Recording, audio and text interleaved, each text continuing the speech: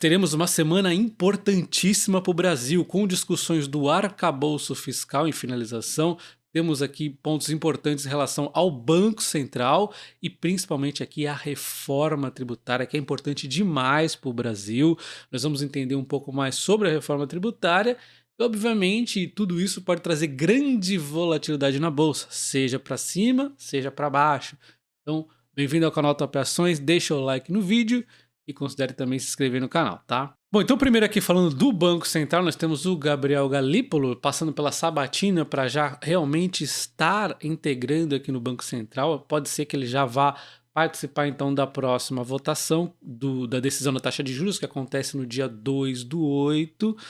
E aí, obviamente, como ele é um nome de escolha da esquerda, ele pode aí pôr um peso, né, para realmente reduzir a taxa de juros. Lembrando que a premissa base é que não vai reduzir ainda, porque nós temos, inclusive, no anualizado, a perspectiva de aumentar a inflação. Nós vamos tirar aqui um julho de inflação negativa para pôr um julho de inflação positiva. Então, vai aumentar a inflação. Aqui já pode ser uma motivo aqui para o Banco Central não reduzir a taxa de juros ainda no mês 8, porém já, de repente, indicar para o próximo reunião, né? Que acontece no dia 20/9. Então, no dia 2/8, ele já participando, ele pode pôr um peso aqui para a redução da taxa de juros, não só pelo voto dele, mas é uma equipe inteira. Porém, como todo mundo sabe que o presidente do Banco Central, Campos Neto, já está em vias de sair, né, no fim de mandato e tudo mais, o Galípolo deve ser o novo presidente. Talvez existe a narrativa, não sou eu que estou dizendo, o pessoal pode achar que o grupo aqui pertencente ao Banco Central que vai votar ali na decisão da taxa de juros, existe a narrativa que talvez eles já vão puxar o lado, a sardinha um pouco mais para o lado do Galípolo. Então talvez o Galípolo tenha uma influência a partir de quando ele entrar aí no Banco Central maior até do que o Campos Neto. Só uma premissa aí que eu não sei se realmente é assim que vai acontecer, né? O fato é que ele vai estar lá votando e ele sozinho não consegue decidir isso. É um conjunto de pessoas. Assim como o Campos Neto não decide sozinho, o Galípolo não vai decidir sozinho e nem as outras pessoas que integram aí o votos, né? Mas essa questão do Galípolo não deve mexer na bolsa agora, é mais uma questão para a gente pensar lá pro início do mês que vem, né? Então todos os pontos que eu vou comentar no vídeo de hoje já trazem aqui uma volatilidade no momento positiva para a bolsa de 1,40, mas a gente precisa ficar de olho porque pode virar para queda nos próximos dias ou de repente para mais altas ainda. Já o arcabouço fiscal está em vias de finalização, né? Ele teve algumas questões alteradas aqui no Senado, e aí os deputados vão fazer então a votação para ver se aprovam. Aprovando, dando tudo certo, vai para a votação do presidente Lula, né? Então os deputados eles devem retirar a alteração do Senado que deixou os recursos Fundeb e fundo do DF fora do limite de gastos. Eu acho que tem que ter o mínimo de coisas possíveis fora do limite de gastos, então eu acho que até positivo realmente tirem, né? Independente do que é bom pôr o máximo de coisas possível dentro do gasto. Então, a preocupação também do governo com a queda da emenda que foi incluída no Senado, que prevê que o governo faça uma estimativa da inflação anual até novembro de 2023 para ampliar o limite de taxa de gastos previstas aí na lei orçamentária anual. Bom, então isso aí nas contas pode retirar até 33 bilhões de reais do orçamento do governo no próximo ano. Lembrando que o arcabouço fiscal ele é um conjunto de regras que substitui o teto de gastos, combinando uma meta de resultado primário com uma limitação de gastos públicos de até 70% da receita. A grande questão negativa do arcabouço fiscal é que ele também foi um piso de aumento de gasto. Então, mesmo quando a economia não crescesse nada, ainda assim teria que aumentar aqui os gastos. Mas isso aqui eu já falei em outros vídeos, né? É essa questão que nós estamos vivendo agora em relação ao arcabouço fiscal, em vias de finalização, mas ainda nesses trâmites que pode trazer algum ruído adicional na bolsa. E antes da gente falar da reforma tributária, nós temos a questão do CARF, a volta do voto de qualidade. Ele foi extinto em 2020 no governo Bolsonaro, quando se passou a decidir a favor do contribuinte, mas olha só, ele voltou a vigorar em janeiro, só que é uma medida provisória, então já expirou, agora eles estão sedentos aí para morder essa graninha aí, né? Então a volta do voto de qualidade pode aumentar a arrecadação em ao menos 50 bilhões de reais esse ano, só para ficar constando mesmo, não deve mexer na bolsa isso. Então nós vamos dar uma pincelada aqui na reforma tributária. Eu vou falar também as confusões, as brigas que podem estar acontecendo, tá?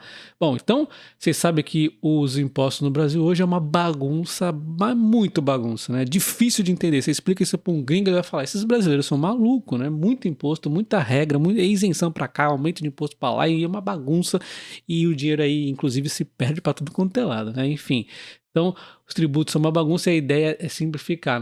Então nós temos aqui a primeira PEC 45 de 2021, maio de 2021, onde nós tínhamos aqui o IS, Imposto Seletivo de Produtos Prejudiciais à Saúde, a questão de cigarros, agrotóxicos e tudo mais, que ia para a União. E nós tínhamos aqui o IBS, que é o Imposto sobre Bens e Serviços, que é para a União, os estados e os municípios. Então a União aqui acaba ficando com uma fatia maior, só que acontece, maior em relação ao que é hoje, né? O que acontece? Fizeram uma PEC 110, onde dá uma reduzidinha. O IS fica igual aqui, né? Que é o imposto seletivo de produtos mal à saúde e tudo mais. E o IBS agora sai a União daqui, fica apenas estados e municípios, que é o imposto sobre bens e serviços, e cria-se um novo aqui, que é o CBS, que é Contribuições sobre Bens e Serviços, e esse aqui ia para a União. Então deu uma separada aqui para ficar um pouco mais claro do que vai para um e o que vai para outro, né? Então acho que ficou interessante dessa forma, a PEC 110. Porém, fizeram aqui uma atualização, né? Então, dia 22/6 de 2023 foi apresentada a PEC 45, vamos chamar de 45 2.0, né? Foi uma atualização aqui. Embora ela seja aqui a 45, ela foi muito influenciada pela PEC 110, tá? Então eles até falam aqui que durante toda a discussão da reforma houve uma convergência progressiva entre as duas propostas.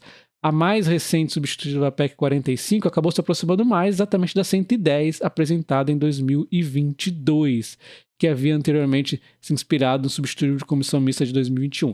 Então olha só, ela acabou aqui, a 45, embora ela tenha esse nome 45, ela é mais, na verdade, 110. Já começou essa confusão aqui, né? Eles podiam pôr um outro número, mas tudo bem. PEC 45, então, é influenciada pelas duas e principalmente pela 110. E como você pode ver no resumo sobre ela está muito igual à PEC 110. Tem o IBS, que é para os estados e municípios, o CBS, que é para a União, e o IS, que é para a União, mas isso aqui de modo muito nu e cru. Nos detalhes, é mais interessante a gente ir vendo conforme vai desenrolando aí mais para frente as discussões no Congresso e tudo mais, né? Então nós já vamos voltar para ver as possíveis discussões que podem estar acontecendo na reforma tributária, já estão acontecendo, tá uma guerra aqui, né, entre aspas. Mas vamos entender primeiro por que fazer a reforma tributária, né? Então já foi aquilo que eu disse, né? O sistema atual é muito complexo, a guerra fiscal, né? Os estados, olha só como é que acontece hoje. Os estados, eles acabam concedendo benefícios fiscais para atrair investimento, gerando corrosão de arrecadação, ineficiência em investimentos e legislação mais complexa. E para compensar essas desonerações, os estados acabam onerando fortemente os produtos consumidos por grande parte da população e em relação aos quais há pouca alternativa para substituir por outros. Assim, combustível, telecomunicação, energia elétrica acabam sendo muito tributados. Então, os estados acabam fazendo umas gambiarras aí, né, para conceder alguns benefícios, o famoso populismo, né?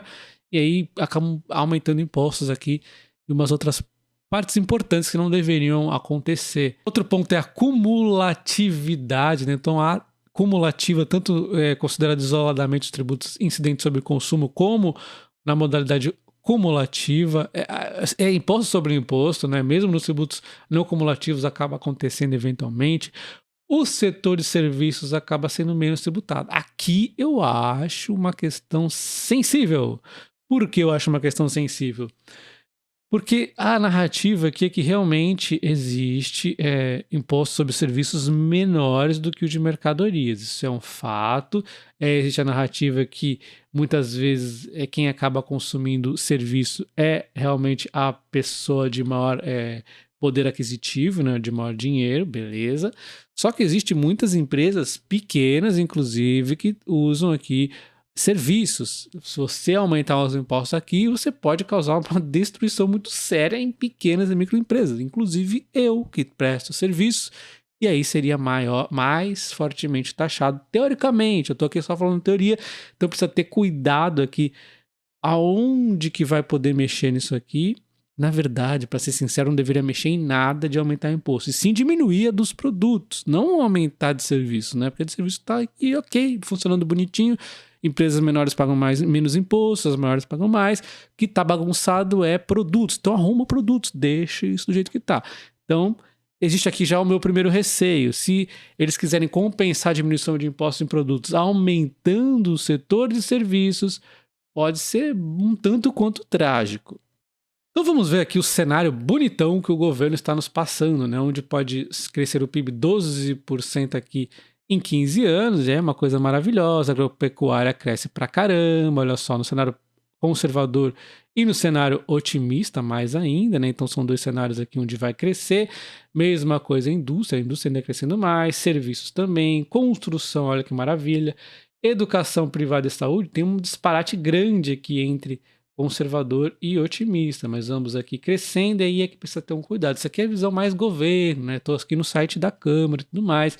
Então, olha só, eu já vi narrativas em vários sites, inclusive empresas aí, órgãos que representam esses setores, falando que pode ser muito prejudicial para o setor agropecuário, a reforma tributária dependendo como ela for, a educação privada a mesma coisa e a saúde privada também. Eu já mostrei vídeos para vocês explicando aqui como poderia ser muito complexa, muito ruim para elas, aumento de impostos acontecendo nesses três setores aqui.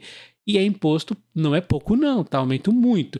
E eu acabei de comentar aqui com vocês, a parte do serviço também pode impactar. Então, você tá vendo aqui que tá em risco tudo, né, entre aspas. Mas assim, eu só tô falando assim muito por fora. A gente vai ter que ver as discussões como é que vão rolar. De novo, quem fez a análise aqui desses três setores aqui foram órgãos competentes responsáveis pelos setores aí. Não fui eu, tá? Eu já mostrei em vídeos anteriores. Então, agora que a gente já entendeu a reforma tributária, tem alguns pontos polêmicos por setores, agora vamos falar da guerra que pode dar entre governo federal e estados. Então, a gente tem aqui uma simplificação, tudo bonitão, né? Olha só, estados e municípios para cá, União para colar, só que tem uma baguncinha acontecendo onde os governos não estão tão felizes não, principalmente os governos de maior poder econômico. Então, o Tarcísio aqui, ele quer mudança na reforma tributária. Então o Tarcísio comentou que passamos para o relator no sábado que ficou de trabalhar no texto. Estamos aguardando, nossas sugestões são pontuais e entendo que são perfeitamente factíveis, mas muito perfeitamente factíveis mesmo, tá? Então olha só, em relação aqui ao Fundo de Desenvolvimento Regional, a proposta original prevê que a União aporte cerca de 40 bilhões, mas São Paulo só teria acesso a 1 bilhão, isso aqui é uma piada de mau gosto, né? Então, segundo o governador, ele está aqui utilizando o maior número de beneficiários do Bolsa Família e tudo mais, né? E usando aqui o percentual, ele acha que proporcionalmente São Paulo deveria ter acesso a 6 bilhões, enfim. E aí tem a outra questão que é o Conselho Federativo, que terá a atribuição de gerir a arrecadação do novo Imposto sobre Bens e Serviços, IBS, que unificará o ISS e o ICMS. Tarcísio alega que a transferência do tributo recolhido em São Paulo para o órgão externo faria o Estado perder autonomia sobre a sua própria arrecadação. E me desculpa você do Nordeste, do Norte, eu acho que incentivos fiscais, aí, vários incentivos que a gente vai fazer para essas regiões, é super importante. A gente tem lá a questão do incentivos, por exemplo, da energia. Temos lá energia solar, eólica, tudo aí com incentivos para ser instalados aí no Nordeste, outros tipos de empresas também, para facilitar, né, para incentivar as empresas a entrarem lá nesse setor. Aí tudo bem. Quando você começa a forçar a barra, você tá aqui fazendo reforma tributária socialista, não dá para o Estado de São Paulo ser o governo que mais arrecada, que mais gera recursos, ficar forçando a barra para ele ficar distribuindo. Então você vai dar o dinheiro na mão de outro governo, de outro órgão para decidir o quanto vai para São Paulo, isso é um absurdo. Então quer dizer, se São Paulo tivesse aqui realmente uma, Noruega, né, uma Suécia, aí até eu poderia falar, não, beleza, vamos repartir aqui. A gente tem aqui crimes de monte, a gente tem estudo com problemas, a gente tem uma série de investimentos para ser feito, não é para ficar dando dinheiro para o outro lado, é a mesma coisa que a gente pensa. Brasil, Argentina, por exemplo, os hermanos aqui, é justo a gente ficar investindo muita coisa lá? Não, a não ser que vai trazer um retorno para a gente. A mesma coisa aqui. Lógico, a gente é Brasil, beleza, a gente é tudo Brasil, mas não dá para ficar fazendo esse tipo de coisa, né? A reforma tributária socialista não é justa, né? Quem gera mais dinheiro tem que ficar com mais dinheiro, não tem como. Você pode fazer pequenos incentivos, pequenos ajustes para ir incentivando os outros estados a crescerem, mas você não pode forçar a barra, pegar o dinheiro daqui e jogar para lá, pô, não dá para fazer isso. Na minha opinião, Tarcísio tá 200% correto, né? Não tem como você achar diferente. Essa é a minha opinião, né? Enfim, vai fazer o quê? Socialismo na reforma tributária? E isso ainda traz um problema indireto bastante grave, que é a concentração de poder no governo federal. Então, o que vai começar a acontecer? Se o Estado ali não agrada o presidente atual, que seja qual for que estiver no controle, ele pode começar a dar uma enxugadinha aqui nos recursos. Olha só o problema que a gente pode estar fazendo, né? Concentrando demais o poder no governo federal. Eu repito, não é questão de partido, é questão de continuidade realmente. Nem sei qual vai ser o próximo presidente, de que partido vai ser, mas não pode ter esse poder todo, nem nesse, nem o próximo, nem o próximo, nem no próximo.